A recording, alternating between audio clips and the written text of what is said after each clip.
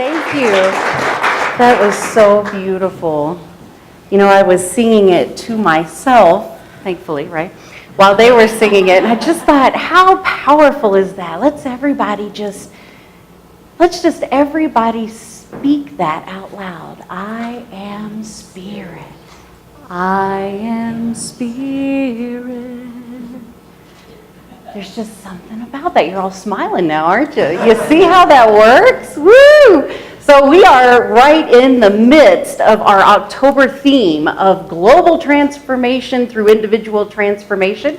And we are of over 200 Centers for Spiritual Living that have decided at the beginning of the year to get together and really apply the basis of the teachings that we teach of it is done unto us as we believe. And we believe that when we come together with shared ideas and shared consciousness and shared energy, that it makes it so. So that's why every Sunday we recite our 2016 Global Vision statements, where I am going to invite us to do that today with as much enthusiasm and vigor as you can muster. We see a world that works for everyone, where all life is honored as expressions of the divine, where people live according to spiritual truth, where humanity awakens to spiritual magnificence, where humanity rediscovers personal creative power, where we live as one global family, where kinship with all life prospers, where unity and connection is emphasized, where forgiveness is the norm, where spiritual guidance is valued, where we are called to conscious social action, where people have enough food, homes, and a sense of belonging, where there is peace, harmony, and justice for all, where resources are valued, cared for, and shared, where communities are meaningfully involved in service to the world, and where there is a renewed emphasis on beauty, nature, creativity, art, and aesthetics. Who is behind me in supporting this? Yes.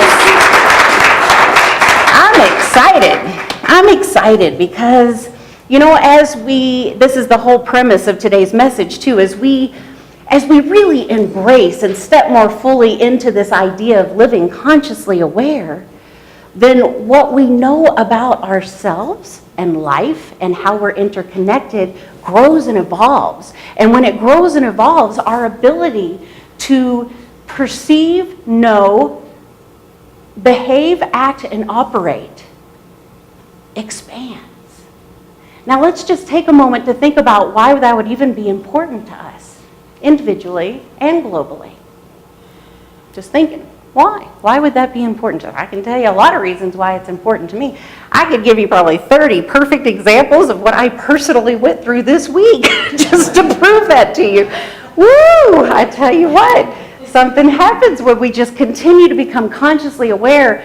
You know, our lives just continue to become more of that which we already know within, which is their beautiful song that they sang right before the message.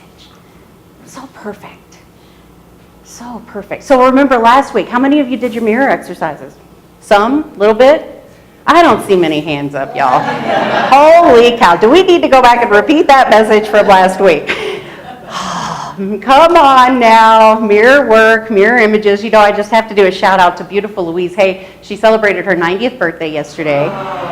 She's amazing. Some of my friends were there for her birthday party and sent some birthday pictures. And I tell you, that woman is just so amazing. And for most of you, you probably already knew that she started out as a practitioner in the Science of Mind teachings in New York.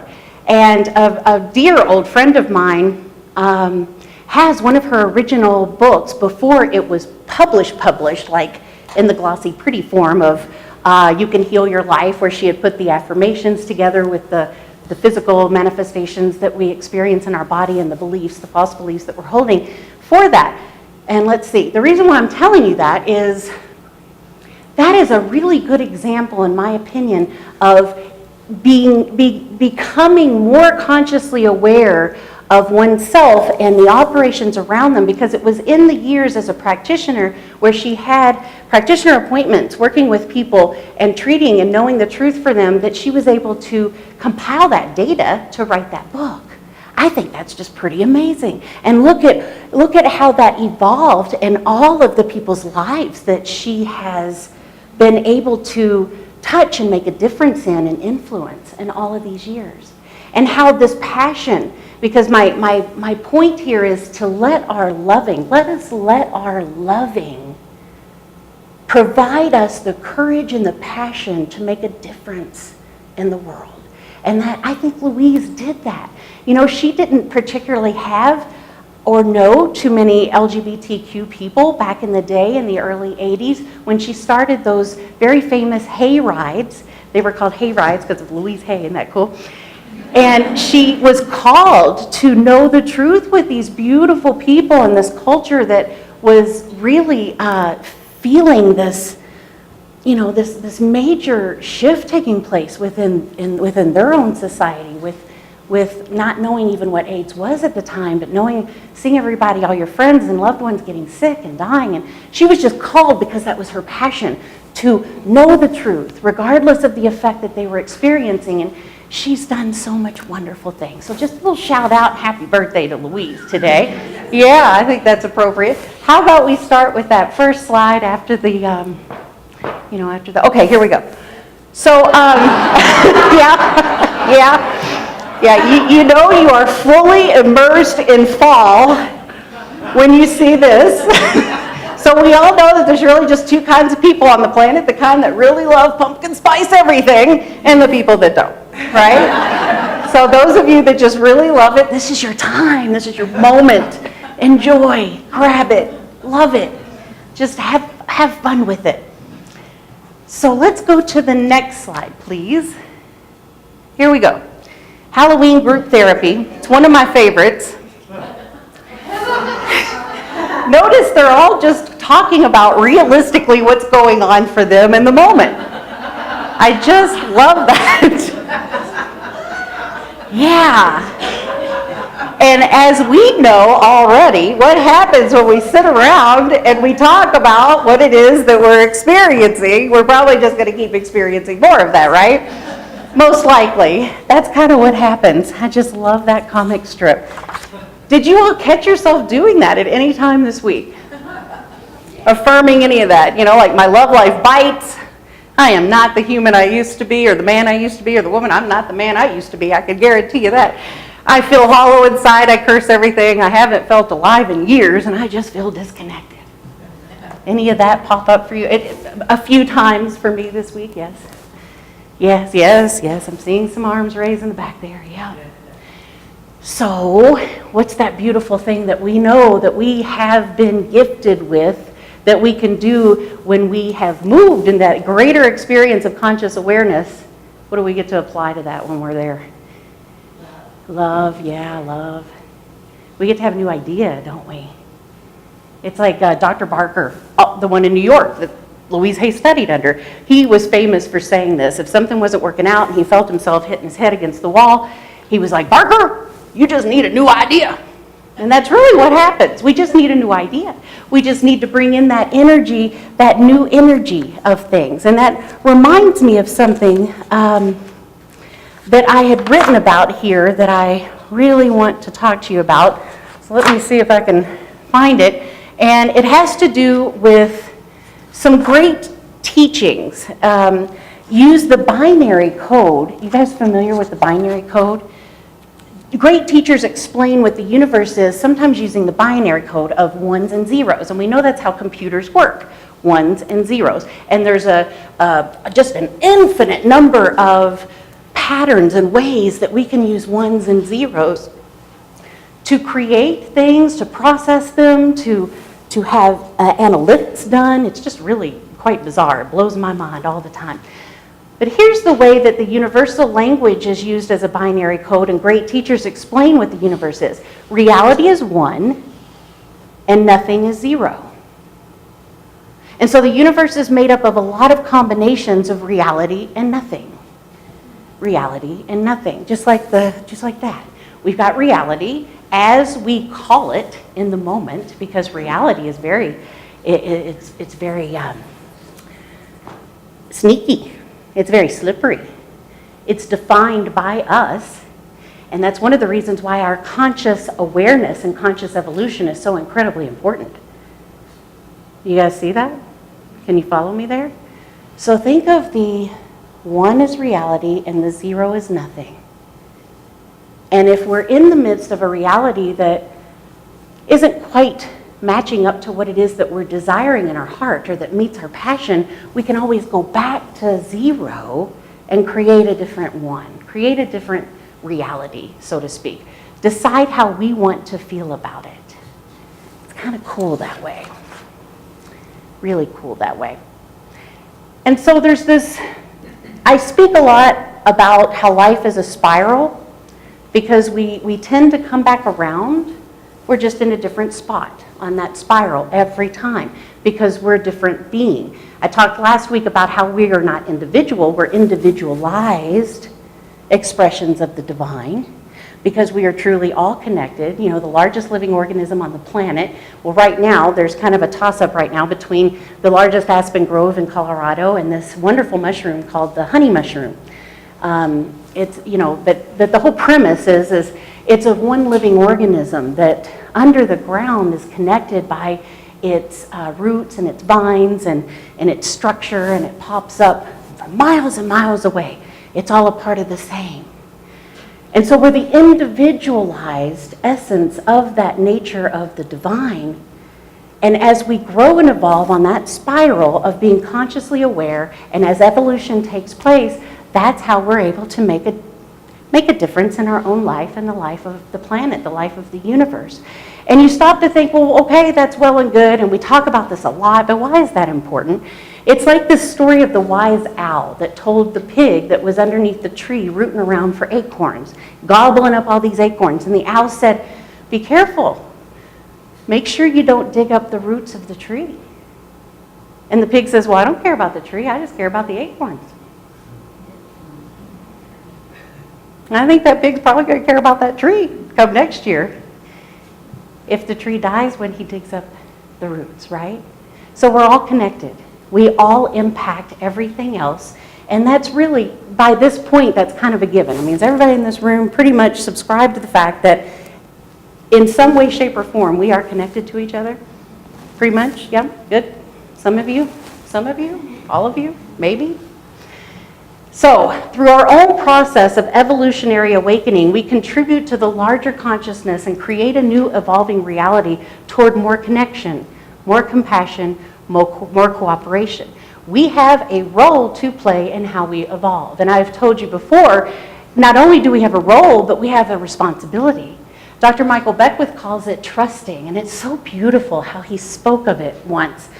He said, the universe, the divine, God, spirit, whatever it is that you resonate with as the divinity that touches the very center of your soul, that aspect of life, God, has trusted you with all of the infinite wisdom and love and compassion and passion that there ever was and ever will be. We've been entrusted with that. Your lives are the perfect expression of that trust. So I ask myself, how am I using that trust that has been placed within me? How am I putting into play and practice in my life ways that really, truly honor that incredible trust that has been placed in me? Through our spiritual evolution, through our conscious awareness. Last week I alluded to this quote that Yogananda said about Jesus. You know, we're supposed to evolve. He said this, he said, if we weren't, Jesus would have said, don't y'all move, don't you do anything until I get back. That's not what he said, is it? No, that we're meant to evolve, and that's within our own individual life, we're meant to evolve. And so we talked a little bit about that last week. Now we're going to talk about What difference does it make? Why is that so important? How does it influence and affect and impact our lives? Dr. Ken, our spiritual leader for Centers for Spiritual Living, says when we enter a room, we either add to the light and the life-giving force of oneness and creativity, or we engage in diminishing it. It's our job, our responsibility is to always build the light, to never give way to that lower body, that lower pathway of thinking. Now, there's times, you know. I'm pretty sure there's times when I've entered a room and I haven't really added to the light. But you know what? When we increase our ability to be consciously aware, think about how easy it is to have that shift take place when we become aware of it. You know, there's a statement that says that, Yogananda said this too. I must be tuning in with Yogananda this morning. Yogananda says that the director never places anyone on your stage that is not there for your support and for your good. I think about that.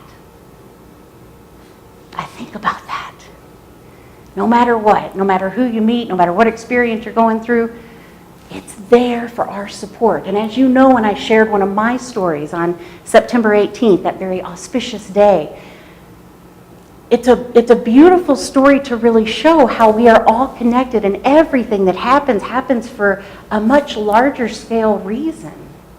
And it impacts people in such a way. And so we've been entrusted with that. It's powerful. So you're all holding some of you are holding a Science Mind magazine. It's a November issue, and it's the issue that story is in. And the reason why I gave you that issue for you to read that story is it's a great example but it's just one. I'm sure you all have hundreds of your own personal examples. And it's important, I think, for us in our evolutionary process of evolving our conscious awareness to remember that. To remember that every day we've been entrusted by God, by the divine. We've been entrusted to awaken even more so to the truth of our being so that we may guide our life so that the pig has acorns to eat. You follow me there? Yeah, absolutely. It's so important.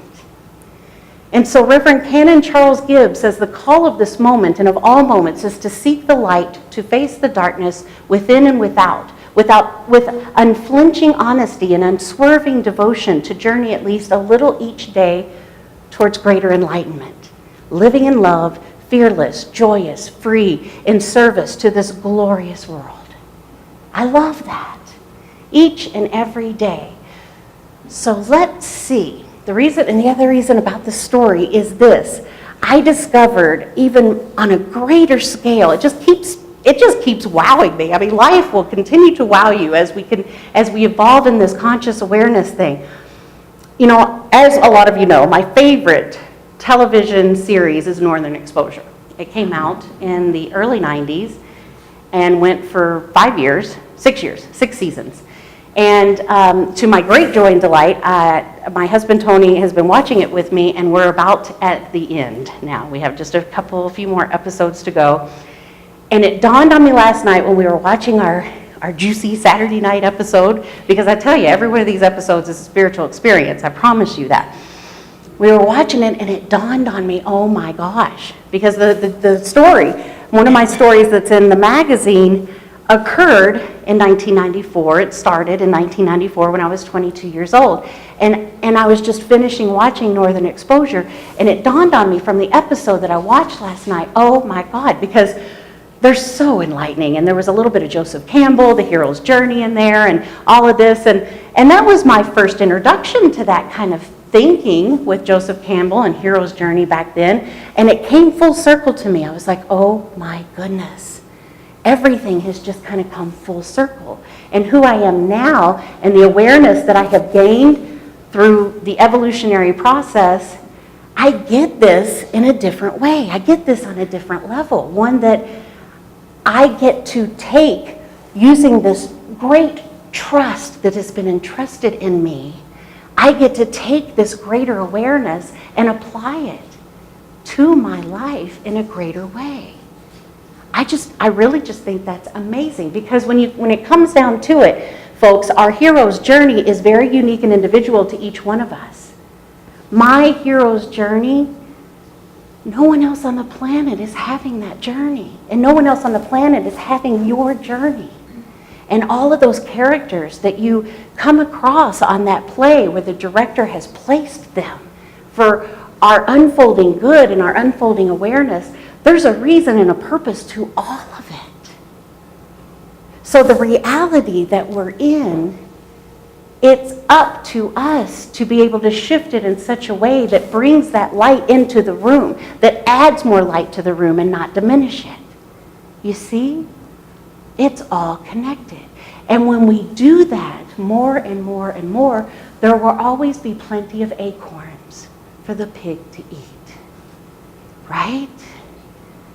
Yeah, it's pretty amazing. So, let's see, there's so many awesome things to share with you. So let's go to slide 11. I would like to share that. So sometimes we can find ourselves in this space. Many people who are going through the early stages of awakening process are no longer certain what their outer purpose is. What drives the world no longer drives them. Seeing the madness of our civilization so clearly, they feel somewhat alienated from the culture around them. Anybody felt that before? Yeah, you're resonating with this? Yep.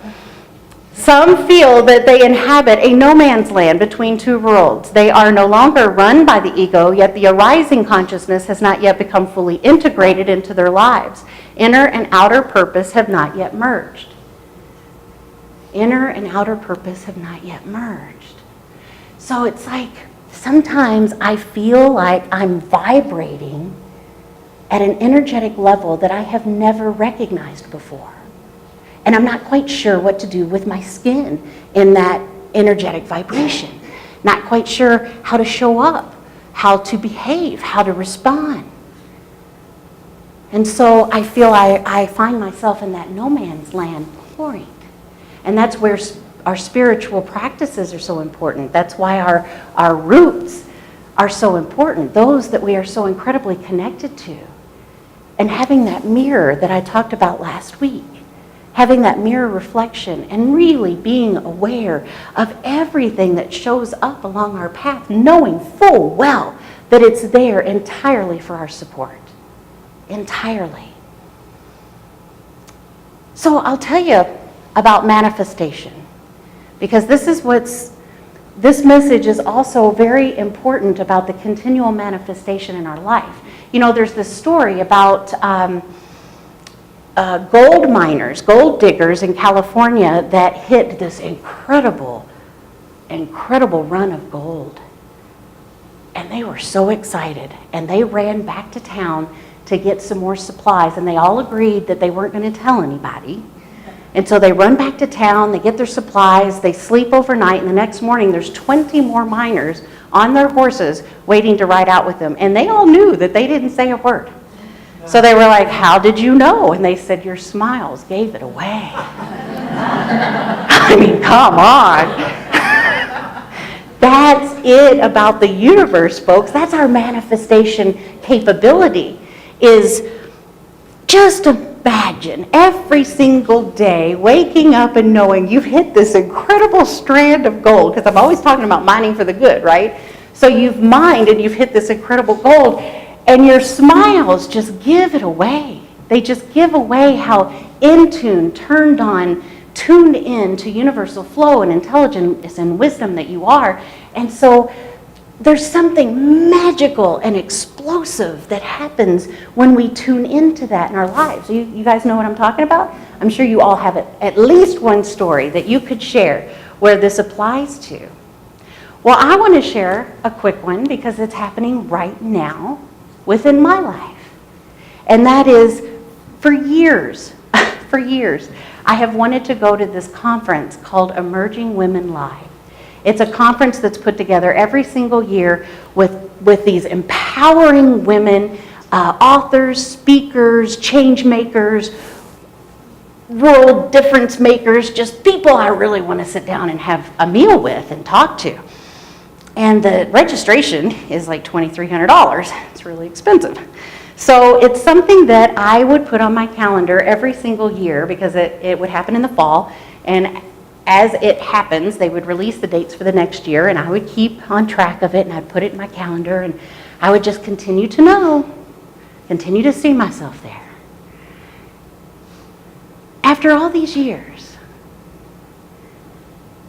in August, it was a Tuesday morning in August, and I get a phone call, and that phone call says that I've been selected because Science of Mind magazine, Centers for Spiritual Living, have been a sponsor for that experience, I think, for the last 3 or 4 years. And what comes with that sponsorship is a ticket, one paid registration. And I had been selected to go this year and take that paid reservation. Yes. No kidding. So, you know, and Ross is like pointing to Tony there, but it was really David Goldberg. It was his decision. I mean, it literally came out of nowhere. But so anyway, with that being said, they said, you know, it's filling up. You got to use this code. I recommend you go register right now. So I was like, okay, yeah, fine, great. So I stop what I'm doing and I register and I go to put it on my calendar, and it was already there. It was already on my calendar. And that magazine that you're holding in your hand was being printed up. So I leave on Wednesday with this magazine in hand that is talking about a story about something that I'm extremely passionate about and something that I know will make a difference culturally in our world if we could really get over these cultural taboos of things that we're not allowed to talk about. So if we could just start talking about it, we could really start making a difference in our culture and in our world. And I'm literally going to be having breakfast, lunch, and dinner with Elizabeth Gilbert and Glennon Doyle and all these different authors and massive change makers on this planet. And I know there's no mistake in that. All these years, it wasn't the time. I wasn't ready. It wasn't ready. Whatever wasn't ready, but it's ready now. And so that's the beauty of being consciously aware, is if we pay attention, we will notice that incredible trust that we've been entrusted with by God, by the divine. We will notice when all of these amazing situations and opportunities come our way, and we can say yes, because we have allowed the loving of what is inside of us to provide us the courage and the passion to say yes. I'm showing up. I'm going to stand up, and I'm going to speak my truth, because I'm on my own unique hero's journey. And by the way, by me showing up and saying yes and speaking my truth and being on my own hero's journey, the director has placed me on your stage so that I can somehow support you in that, and you have been put on my stage so you can somehow support me in that, so that we all have enough acorns. Do you see how that works? It's so exciting. So right now, in your conscious awareness, what is coming through? What is showing up? What is being placed before you that grabs your attention, that allows you to know without a single doubt that you've been entrusted with this? Because the hero's journey is the Holy Grail. What's your Holy Grail? And you can have more than one. It's a wonderful thing. I've got lots. I've got several. Let's go to the Rumiism, please. It's slide 15. And I was told that it's probably good to explain a little bit about what the Rumiism is for folks that are new. Rumi is our dog, whom I love completely, and he is an angel and a powerful, loving, healing soul. He's amazing. He knows exactly what we say. He talks to us. We talk to him. It's incredible. So every Sunday, when I remember, we do a Rumiism, which is a quote from Rumi. And this is our quote today. I will be waiting here for your silence to break, for your soul to shake, and for your love to wake. I will be waiting here. That's God talking, folks.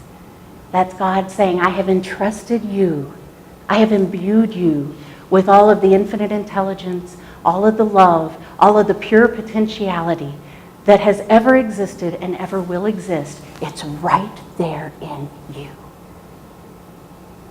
So what's coming across? What's coming across your awareness right now? What is thine to be and thine to do? Because I know you all have something. I know you all know what it is. And I know that some of you in this moment are going, no, that's just not possible. I've got this and this and this going on this week. I just really don't have time for that right now. I think I'll... No.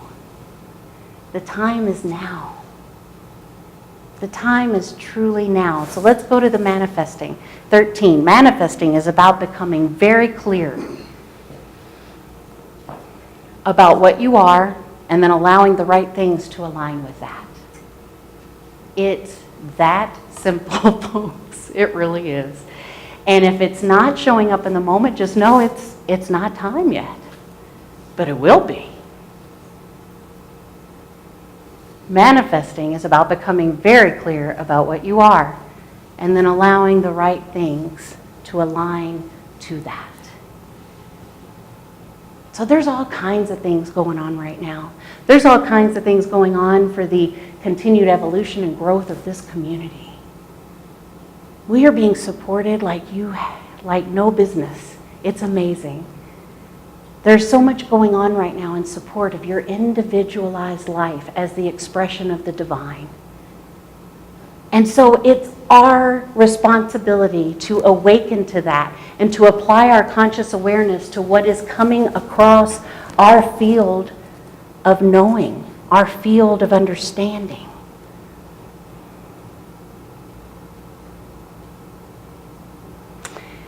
And so back to the story about the miners, where the 20 others were standing out there and they're like, how did you know? Your smiles gave it away. Let your smiles give it away to the universe. Let your passion, let your love, let your courage, let your creativity give it away to the universe so the universe can say, yes, more of that. More of that. Let's go to slide 19, because this is what I'm talking about. The second to last one. If you have the spirit of understanding everything in a positive way, you will enjoy each and every moment of life, whether it's pressure or pleasure.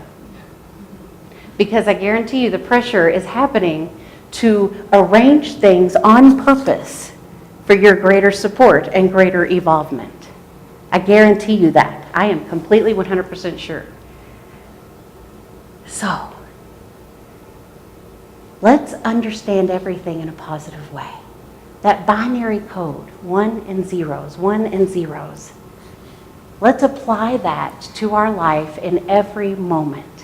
Every moment. You know, there's some incredible things that came down our pike this week that I'm not allowed to talk to you about, but it's really incredible because what at first looked like, what first looked like it was just, a major struggle and oh my God, all is over and nothing's going to happen and we're not going to get this. It all unfolded in the perfect way to support us actually manifesting exactly what we wanted. How many times does that happen for you? Lots. Bless you. Lots.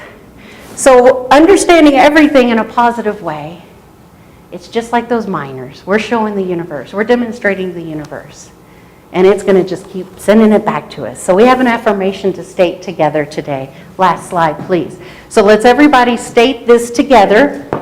It's pretty powerful stuff. My affairs are in the keeping of infinite wisdom. I am guided by divine intelligence. The activity of spirit inspires my mind and flows through my actions. Life lies open to me, rich, full, and abundant. And in affirming that, we are showing up and adding more light to that room because God has entrusted us with that ability and that power and that responsibility. I invite us all to take it, to really honor your own individual hero's journey. Honor it with all of the love and the passion and the compassion and understanding and courage that you can possibly muster. And know that the director has placed everyone on your stage in support of you all the time. And so it is. Thank you.